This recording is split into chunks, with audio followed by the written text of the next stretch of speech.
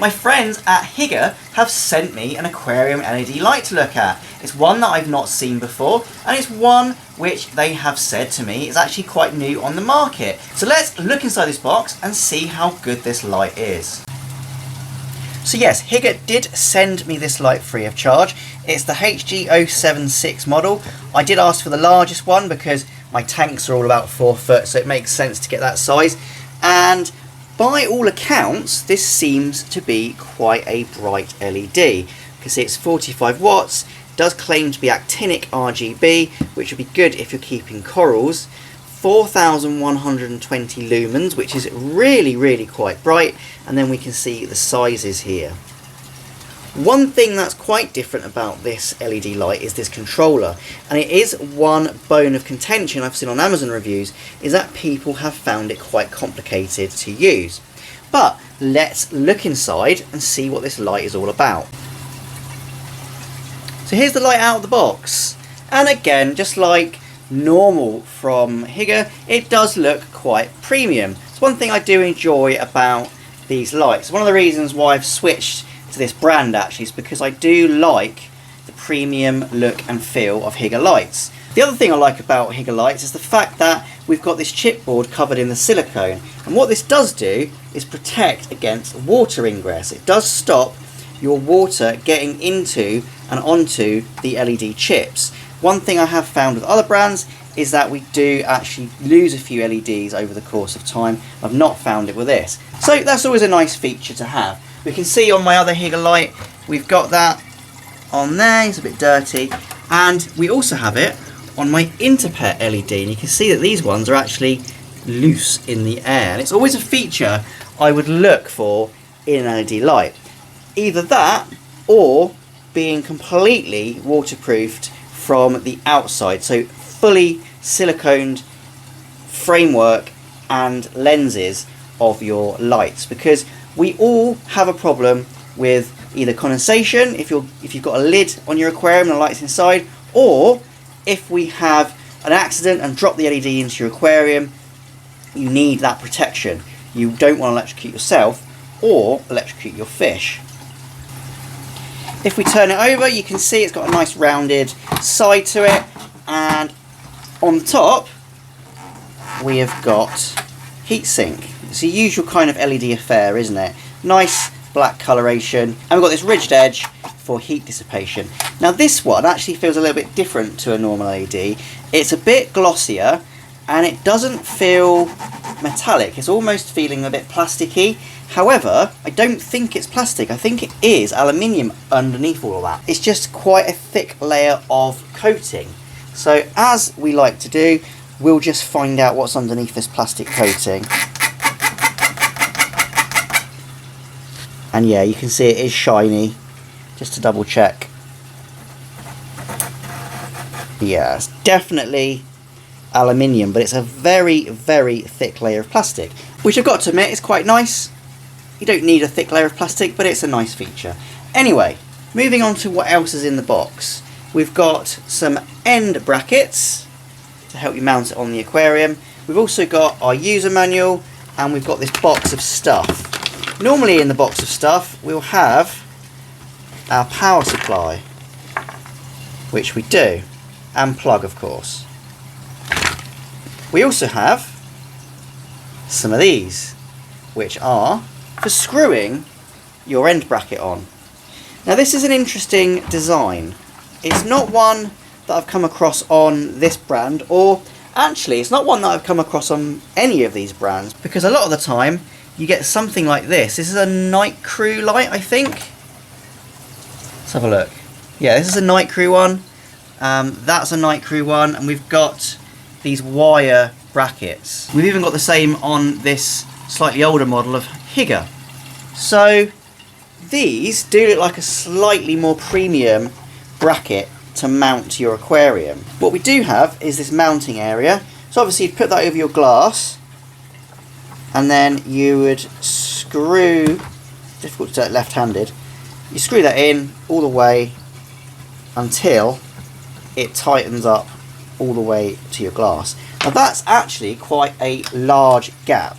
If we look on the tape measure, we've got 1 inch, and and I don't know anybody that's got an inch thick aquarium, so there's plenty of scope for lots of different sizes of glass there. Most glass is 5mm, so you're probably going to be screwing all the way into something like that, but it can be done.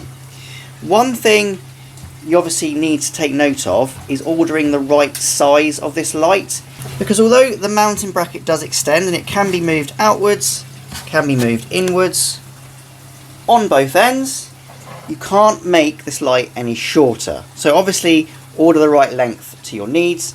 One thing I really do like is the fact that the mounting bracket, put it in the light, has a hole in this end for the cable to go through. That's just a nice little feature, makes it nice and tidy, doesn't it? Again, on Amazon I have seen some people complaining about this mounting bracket. I will have to investigate it in a minute. We'll stick it on one of my aquariums and see if it is a problem or not. I don't know. The next thing is the manual, and I have had a quick flick through this, and although it's quite confusing to look at, it does actually make sense if you sort of read it properly. But yeah, that is a big lot of numbers and things to look at, and I can see how people would find this quite confusing. It has a lot of features to it, and that's what this controller is all about. Now, as someone that's used to LED lights, used to aquarium lights, I can work this one out just about. At the top we've got our timer. So normally what this does on most aquarium lights is you press that button and then one of these will light up and it will tell you how long the light is going to be on for. This is obviously on or off. You've got your brightness, so you can go from 10% all the way to 100%. You've got a DIY colour, so you can change the mixture of the red, green and blue. And then you've also got like a 24/7 timer mode, so you can kind of customise when you want the lights to come on. Now, is that too much on a controller unit? It could be. It could be. This is basically trying to be a Bluetooth light controller app on a little button press light switch, and that is admirable, but it is also potentially really quite confusing to your average aquarium user. I mean, personally, I'm looking at that and I'm feeling a little bit confused, and I do sort of know how it all should and does work. So yeah, I think fair criticism on that, but it's a nice try, I suppose, to try and give you the same functionality of a Bluetooth app without having to have Bluetooth and an app. I guess it keeps the cost of the unit down, maybe. One good thing about the controller is, which I just tested, is it does have a memory function. I don't know the length of the memory function, but I did set this up. I did set some timers and bits and pieces, and I unplugged it. And I plugged it in a couple of minutes later, and it was still on the settings which I had, which is really, really valuable, especially for myself when I have a lot of power cuts. The last thing I want to have to do is do a really overly complicated setting of this, and then have a power cut, and it's all gone. But, you know, little things in life make me happy. So now it is time to actually look at the LEDs, because that's really the important thing. These are, apparently from the description in the instruction manual, premium LEDs. So we'll see if they are premium LEDs. I've not had any issue with Hygger LEDs. They do seem to be pretty bright. They do obviously grow Cheeto. We can see here, this is a Hygger LED in front of you. The one at the back is an Interpet Tri-Spec, one of my favourite lights of all time. But this is a Hygger as well, and I run Hyggers on 50% of my tanks, and I can confirm the ones I use at the moment grow plants and macroalgae really, really well.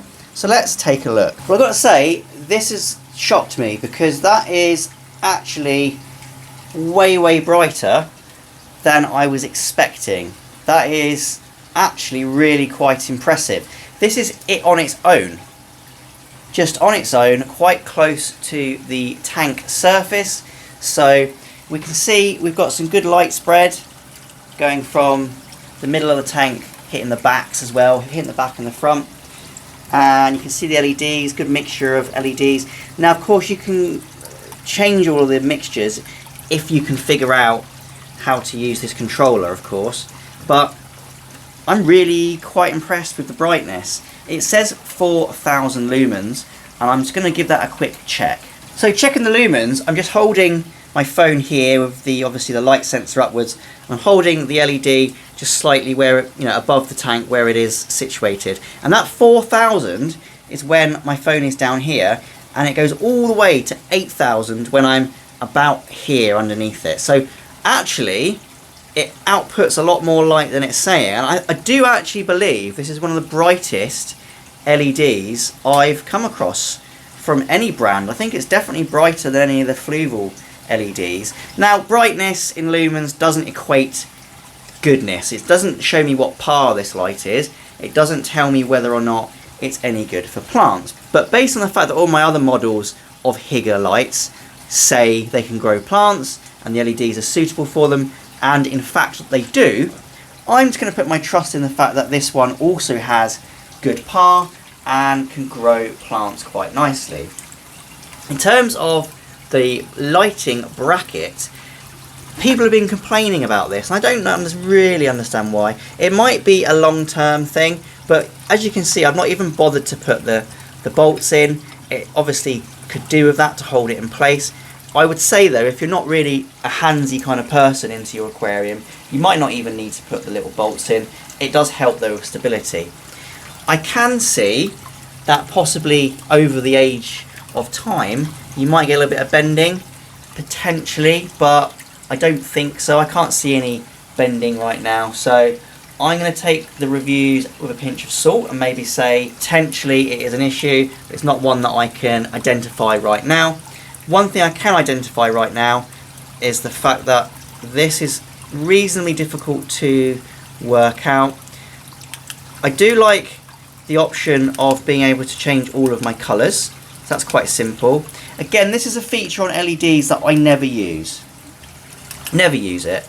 It's one of these things that if you want your tank bright purple, then okay, fine, have it bright purple, but it's not for me.